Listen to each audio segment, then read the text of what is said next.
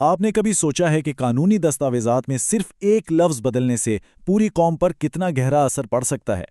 یہ الفاظ صرف حروف نہیں ہوتے، بلکہ یہ حقوق، شناخت اور شہریت کی بنیاد ہوتے ہیں۔ آج ہم ایک ایسی ہی چھوٹی لیکن انتہائی اہم تبدیلی کا تجزیہ کرنے جا رہے ہیں جو پاکستان کے شہریت کے قانون میں کی گئی ہے۔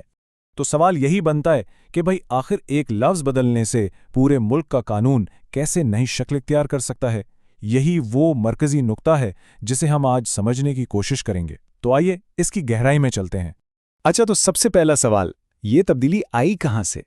دیکھیں، ہم یہاں کسی قیاس آرائی کی بات نہیں کر رہے ہیں، بلکہ ایک سرکاری طور پر شائع شدہ قانون کا تجزیہ کر رہے ہیں جو پاکستان کی ایک بہت ہی بنیادی قانون سازی کو بدلتا ہے۔ اور ثبوت کے طور پر یہ ہے پاکستان کا سرکاری گزٹ، تاریخ ہے 25 مارچ 2026۔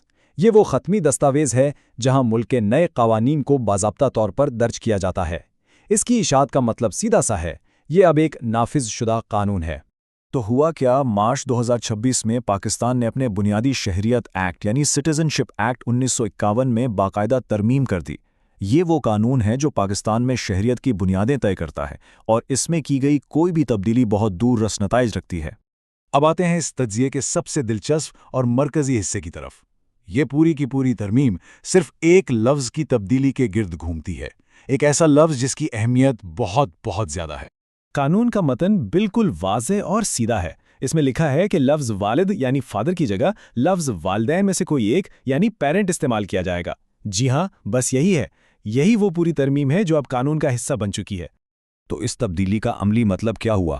پہلے قانون صرف والد کی بنیاد پر شہریت کی منتقلی کو تسلیم کرتا تھا، لیکن اس ترمیم کے بعد اب اس کی جگہ والدین میں سے کوئی ایک نے لے لی ہے۔ یہ ایک بہت سادہ لیکن گہرا فرق ہے جو قانون کی تشریح کا پورا دائرہ ہی بدل دیتا ہے، اور اب ماں کو بھی بچے کو شہریت منتقل کرنے کا برابر کا حق دیتا ہے۔ اچھا، تو یہ تبدیلی قانونی طور پر عمل میں کیسے آئی؟ دیکھیں، کسی بھی قانون کو نافذ کرنے کا ایک باقاعدہ طریقہ کار ہوتا ہے۔ آئیے دیکھتے ہیں کہ اس ترمیم کو کیسے باضابطہ شکل دی گئی۔ یہ جو دستاویز آپ دیکھ رہے ہیں، یہ ہے ایکٹ نمبر 27 آف 2026 کا سرکاری متن۔ اس میں بالکل صاف طور پر 1951 کے ایکٹ کے سیکشن 5 میں ترمیم کا ذکر کیا گیا ہے۔ یہی وہ بنیادی قانونی دستاویز ہے جس نے لفظ والد کو والدین میں سے کوئی ایک سے بدلا ہے۔ اور یہ سارا عمل بہت تیزی سے مکمل ہوا۔ یہ ایکٹ یعنی ایکٹ نمبر 27 آف 2026، اسے 14 مارچ کو 2026 کو صدر کی منظوری ملی، 25 مارچ کو اسے گزٹ میں شائع کر دیا گیا، اور یہ فوری طور پر نافذ العمل ہو گیا۔ تو آخر اس سب کا اصل مطلب کیا ہے؟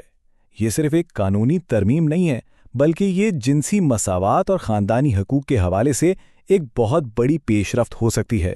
یہ تبدیلی شہریت کے تصور کو بہت وسیع کرتی ہے اور اسے آج کے دور کے تقاضوں کے مطابق بناتی ہے۔ تو آخر میں ہم اس نتیجے پر پہنچتے ہیں کہ یہ صرف ایک لفظی تبدیلی نہیں، بلکہ یہ صنفی مساوات اور ایک زیادہ جامع معاشرے کی طرف ایک اہم قدم ہے۔